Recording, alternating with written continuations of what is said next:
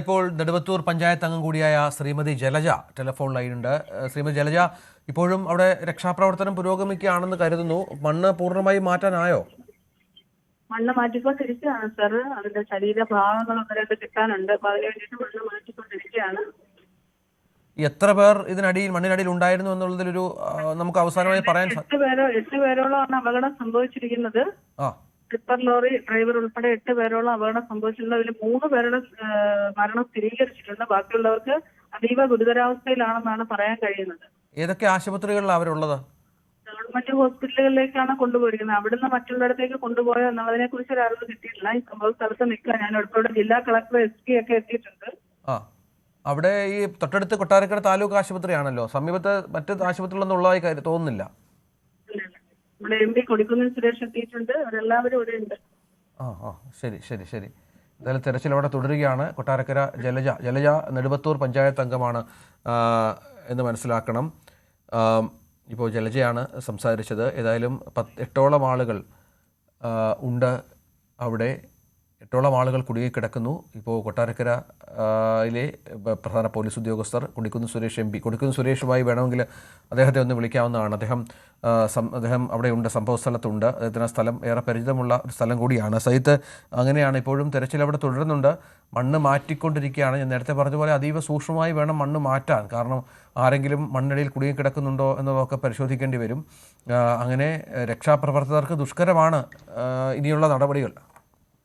തീർച്ചയായിട്ടും നമുക്ക് അവിടുന്ന് വരുന്ന ചില തത്സമയ ദൃശ്യങ്ങൾ തന്നെ ഞെട്ടിക്കുന്നതാണ് രഞ്ജിത്ത്. കാരണം പരിശോധന, നമുക്കറിയാം, ഒരു അപകടത്തിൽ മണ്ണിനടിയിലോ അല്ലെങ്കിൽ മറ്റിടങ്ങളിലോ ആളുകൾ കുടുങ്ങിക്കിടക്കുന്നു എന്ന് പറയുമ്പോൾ വേഗത്തിൽ മണ്ണ് മാറ്റണം എന്നൊരു ധൃതി നമുക്കുണ്ടാവും. പക്ഷേ ഇവിടെ അങ്ങനെ വിശ്വസിച്ച് മൺവെട്ടി കൊണ്ടോ അല്ലെങ്കിൽ മറ്റു ഉപകരണങ്ങളോ ഉപയോഗിച്ച് വേഗത്തിൽ ഇടപെടാൻ കഴിയാത്ത സാഹചര്യമാണ്. ആരെങ്കിലും കുടുങ്ങിക്കിടക്കുന്നുണ്ടോ, ആരെങ്കിലും ഉള്ളിലുണ്ടോ എന്ന സംശയത്തിൽ, ആശങ്കയിലാണ്. വളരെ സൂക്ഷ്മതയോടുകൂടിയാണ് അവിടെ ആ തരത്തിലുള്ള രക്ഷാപ്രവർത്തനങ്ങൾ നടക്കുന്നത്. കൂടുതൽ ആളുകൾ മറ്റ് അപകടത്തിൽ പെട്ടിട്ടില്ല എന്ന് കരുതുന്നു. എന്തായാലും അല്പസമയം മുമ്പ് സംസാരിച്ച അവിടുത്തെ പഞ്ചായത്ത് മെമ്പർ അടക്കം, അവരുമായി ഞാനും ഫോണിൽ സംസാരിച്ചപ്പോൾ അവരടക്കം പങ്കുവയ്ക്കുന്ന ഒരു കാര്യം ഇതാണ്.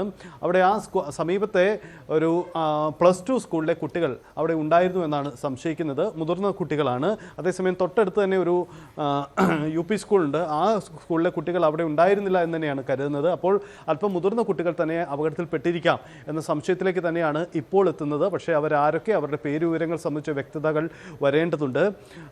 സമീപത്തുള്ള ഒരു സ്കൂളിൻ്റെ, ഒരു കോൺവെൻറ്റ് സ്കൂളിലെ കുട്ടികളാണ് എന്ന ചില സൂചനകളൊക്കെ പുറത്തു വരുന്നുണ്ട്. പക്ഷേ സ്ഥിരീകരിക്കപ്പെട്ടതല്ല. അതുകൊണ്ട് നമ്മൾ അക്കാര്യങ്ങൾ പങ്കുവെക്കുന്നില്ല. എന്തായാലും ആ കുടുംബങ്ങളിലൊക്കെ ഉണ്ടാകുന്ന, സ്കൂളുകളിലൊക്കെ ഉണ്ടാകുന്ന ആശങ്ക ഒട്ടും ചെറുതല്ല. ഒന്ന് ഓർത്തു നോക്കൂ, സ്കൂളുകളിലേക്ക് കുട്ടികൾ ഒരുങ്ങി ഇറങ്ങി സ്കൂളിലേക്ക് പുറപ്പെടാൻ വേണ്ടി ബസ് സ്റ്റോപ്പിൽ കാത്തു നിൽക്കുമ്പോഴാണ് ഈ അപകടം ഉണ്ടായതെന്നാണ് മനസ്സിലാവുന്നത്. നമുക്ക് ഒരിക്കൽ കൂടി ഈ ഗൂഗിൾ സ്ട്രീറ്റ് വ്യൂവിൻ്റെ വിശദീകരണങ്ങളിലേക്ക് വരുമ്പോൾ, ഈ നമ്മൾ മനസ്സിലാക്കുന്ന അപകടമുണ്ടായ സ്പോട്ട് ഈ ഗൂഗിൾ സ്ട്രീറ്റ് വ്യൂ എന്ന് മനസ്സിലാക്കാനാവുന്നത് ഏറെക്കുറെ ഈ ഭാഗത്താണ്. അതായത് ബസ് സ്റ്റോപ്പാണിത്.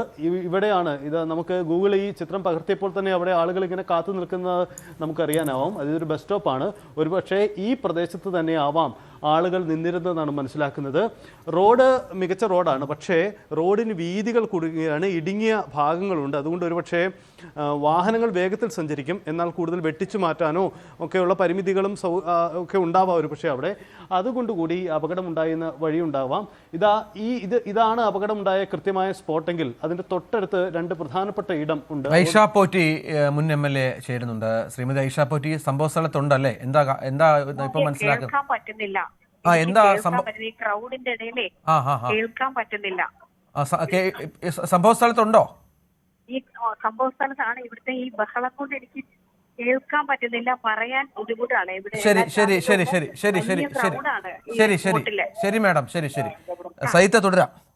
യെസ് രഞ്ജിത്ത്, നമ്മൾ പറഞ്ഞു വന്നത് ഒരുപക്ഷെ ഈ ബസ് സ്റ്റോപ്പിൽ തന്നെ ആയിരിക്കാം നിന്നവർക്ക് നേരെയാവാം അപകടം. ഈ ടിപ്പർ ലോറി പാഞ്ഞു കയറി അപകടമുണ്ടാവുന്നത്. ടിപ്പർ ലോറി കടന്നു വന്ന വഴി ഒരുപക്ഷെ നേരെയുള്ള ഈ റോഡിൽ നേരെ ഭാഗം, അതായത് ഈ ഭാഗത്ത് നിന്നാവാം ഒരുപക്ഷെ ടിപ്പർ ലോറി കടന്നു വന്നിട്ടുണ്ടാവുക. ഒരുപക്ഷെ ഈ റോഡിൽ നിന്നാവാം കടന്നു വന്നിട്ടുണ്ടാവുക. അതല്ലെങ്കിൽ ഈ ഭാഗത്ത് നിന്നാവാം കടന്നു വന്നിട്ടുണ്ടാവുക. നമുക്ക് ആ അപകടത്തിൻ്റെ എക്സാക്റ്റ് പോയിന്റും ഒപ്പം തന്നെ അതിൻ്റെ കൃത്യമായ വിവരവും ഒന്നുകൂടി വ്യക്തമാവേണ്ടതുണ്ട്. ദൃക്സാക്ഷികൾ തന്നെ അത് വിവരിക്കേണ്ടതുണ്ട്. ഒരുപക്ഷെ ഈ സമയത്ത് ഈ ഒരു അടിയന്തര ഘട്ടത്തിൽ അത്തരം വിശദീകരണത്തിലേക്ക് അവർക്ക് പോകാൻ കഴിയും തോന്നുന്നില്ല. ഒരുപക്ഷെ ഇതാ ഈ ഭാഗത്തു നിന്നും കടന്നു വന്ന വാഹനമാവാം, അതല്ലെങ്കിൽ ഈ ഭാഗത്തു നിന്ന് കടന്നു വന്നതാവാം. ആ വാഹനമാണ് നിയന്ത്രണം വിട്ട് പിന്നെ ഇതാ ഇവിടെ നിൽക്കുന്ന ആളുകളിലേക്ക് ഇടിച്ചു കയറിയത്. ഇതാണ് നമ്മൾ ഇപ്പോഴത്തെ സാഹചര്യങ്ങളിലെ പ്രാഥമിക വിവരങ്ങളുടെ അടിസ്ഥാനത്തിൽ നമ്മൾ വിലയിരുത്തുന്നത്. ഗൂഗിൾ സ്ട്രീറ്റ് വ്യൂ നൽകുന്ന വിവരങ്ങളും ഈ ചിത്രങ്ങളുടെയും ലൊക്കേഷൻ വെച്ചുകൊണ്ട് നമുക്ക് പരിശോധിക്കുമ്പോൾ അറിയാനാവുന്നത് ഇങ്ങനെയാണ്.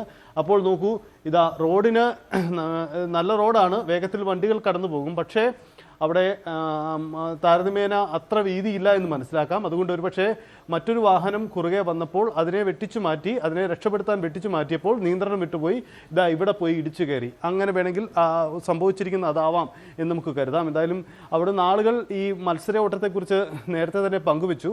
വ്യക്തമാണത്, നിരവധി ടിപ്പറുകൾ കടന്നു പോകുന്ന വഴിയാണ്. നമ്മൾ പലപ്പോഴും ഈ ഗൂഗിളിൻ്റെ ഇമേജുകളൊക്കെ പരിശോധിക്കുമ്പോഴും കാണുന്നത് നിരവധി ടിപ്പറുകൾ അവിടെ ആ വഴി കടന്നു പോയിട്ടുണ്ട്, സഞ്ചരിക്കുന്നു എന്ന് തന്നെയാണ്. അത് സ്വാഭാവികമായും ആ മേഖലയിൽ മണ്ണെടുപ്പ് വ്യാപകമായി ഉണ്ട് എന്നതിൻ്റെ തെളിവ് കൂടിയാണ്. എന്തായാലും കൂടുതൽ ആളുകൾ അവിടേക്ക് എത്തിക്കഴിഞ്ഞു. രാവിലെ ഏറെ സജീവമാവുന്നതിന് മുമ്പ് തന്നെ ഉണ്ടാകുന്ന അപകടമാണ്. അതുകൊണ്ട് തന്നെ രക്ഷാപ്രവർത്തനത്തിനൊക്കെ ആദ്യം ഒരു മന്ദഗതി ഉണ്ടായിരുന്നു, പിന്നീട് എല്ലാം വേഗം കൈവരികയാണ് ചെയ്തിരിക്കുന്നത്. ഇപ്പോൾ കൂടുതൽ അവിടെ ജനപ്രതിനിധികൾ അവിടേക്ക് എത്തിയിട്ടുണ്ട്. അവിടെ കൊട്ടാരക്കര MLA ബാലഗോപാൽ, ഒപ്പം തന്നെ മറ്റ് ജനപ്രതിനിധികൾ, MP ഇപ്പോൾ കൊടിക്കുന്നിൽ സുരേഷ് അടക്കമുള്ളവർ അവിടെ എത്തിക്കഴിഞ്ഞു എന്നാണ് മനസ്സിലാക്കുന്നത്. അങ്ങനെയെങ്കിൽ ഇനി നടപടിക്രമങ്ങൾ വളരെ വേഗത്തിൽ തന്നെ മുന്നോട്ട് പോവുകയാണ്.